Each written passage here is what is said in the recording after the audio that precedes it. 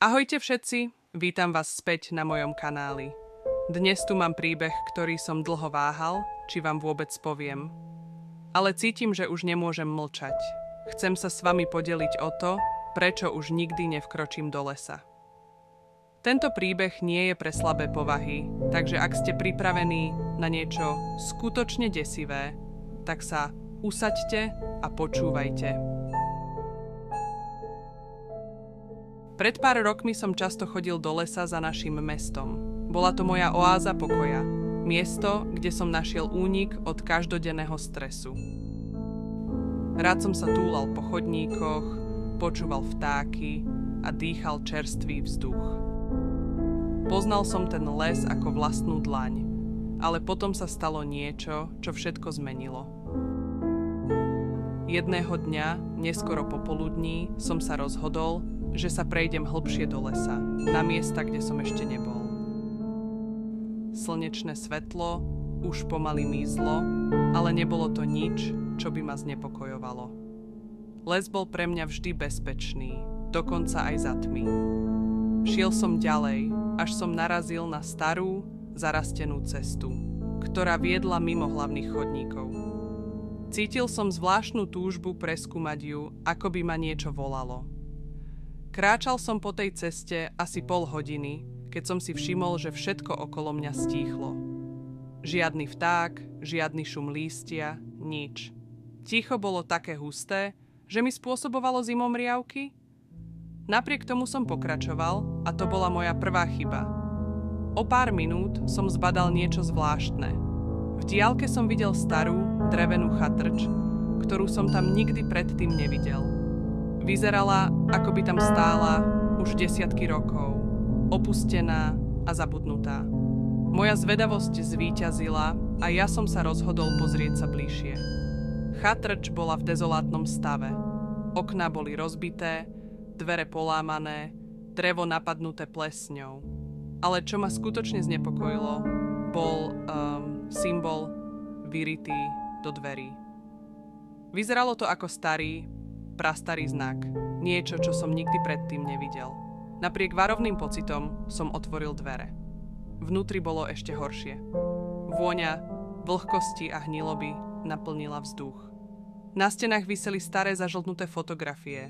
Boli to portréty ľudí, ale ich tváre boli poškrabané, až na ne bolo nič vidieť. Pri bližšom pohľade som si všimol, že niektoré z tých postav mali podivné, neľudské črty, dlhé ruky, čierne oči, ktoré sa zdali byť prázdne. A potom som si uvedomil, že v miestnosti nie som sám. V rohu, kde sa zdanlivo nič nenachádzalo, som zbadal pohyb. Otočil som sa a stuhol. Z tieňa vystúpila vysoká vychudnutá postava, pokrytá šedou, popraskanou kožou. Jej oči boli prázdne čierne jamky, z ktorých sa šírila tma. Po tele mala hlboké zárezy a na každej ruke viseli dlhé, ostré pazúry. Nemohol som sa pohnúť. Bolo to, ako keby niečo zviazalo moje nohy. Postava sa ku mne približovala, no nechodila. Plazila sa pomaly, ako by si užívala každý môj nádych strachu. Keď už bola tak blízko, že som cítil jej hnilobný dých, šepkala: "Nemal si sem prísť." Zrazu sa vzduch okolo mňa ochladil. Moje telo ma prestalo poslúchať a ja som spadol na kolená. Postava natiahla ruku a dotkla sa mojej tváre. Jej dotyk bol ako ľad a bolesť mi prešla celým telom. V tej chvíli som si myslel, že to je môj koniec. Ale potom som počul iný zvuk.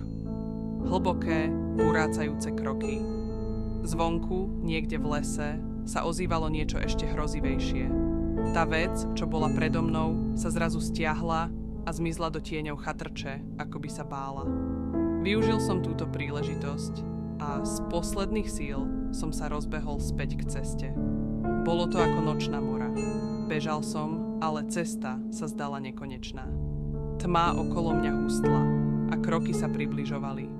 Keď som konečne dorazil späť na hlavnú cestu, vypadol som z lesa a nikdy som sa neobzrel.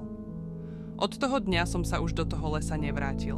Niečo tam je, Niečo, čo sleduje každého, kto príde príliš blízko tej starej chatrče. A ak ma počúvate, varujem vás. Nech už máte akékoľvek zvedavé plány, nikdy nechoďte mimo chodníkov. Nikdy nevstupujte do tej chatrče. Záver. Takže to bol môj príbeh o tom, prečo už nikdy nechodím do lesa.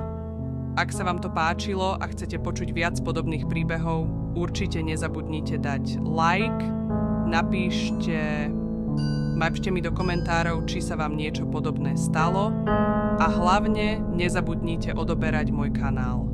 Vidíme sa na budúce, ak sa teda dostanem späť.